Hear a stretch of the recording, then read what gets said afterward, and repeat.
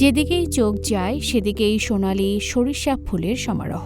বরফ ঢাকা পাহাড়ের পাদদেশে বিস্তীর্ণ সরিষা ক্ষেত যেন প্রকৃতিকে সাজিয়েছে নতুন রঙে। তবে এই সৌন্দর্য শুধু চোখ জোড়ায় না, স্থানীয় কৃষকদের জন্য বয়ে আনে অর্থনৈতিক সমৃদ্ধিরও বার্তা।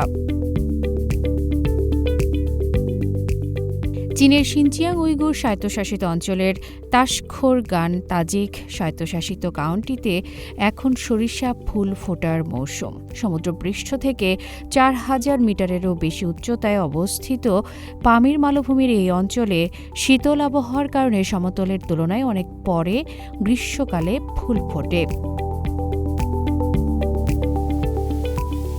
দীর্ঘ সময় ধরে বেড়ে ওঠায় এখানকার সরিষা গাছ আরও সবল হয় এবং ফলনও ভালো হয়। ফুল ফোটার পর কৃষকরা বীজ সংগ্রহ করেন, যা থেকে উৎপাদিত হয় ভোজ্য তেল এবং পরবর্তী মৌসুমের বীজ। পাশাপাশি মৌমাছি পালনেও গুরুত্বপূর্ণ ভূমিকা রাখে এই সরিষার ক্ষেত, ফলে কৃষকদের আয়ের নতুন উৎসও তৈরি হচ্ছে। জুলাই মাস জুড়ে নদী উপত্যকা আর তৃণভূমি জুড়ে ছড়িয়ে থাকা সোনালী সরিষার ক্ষেত একদিকে যেমন পর্যটকদের আকৃষ্ট করছে, অন্যদিকে কৃষিভিত্তিক পর্যটনেরও সম্ভাবনা তৈরি করছে।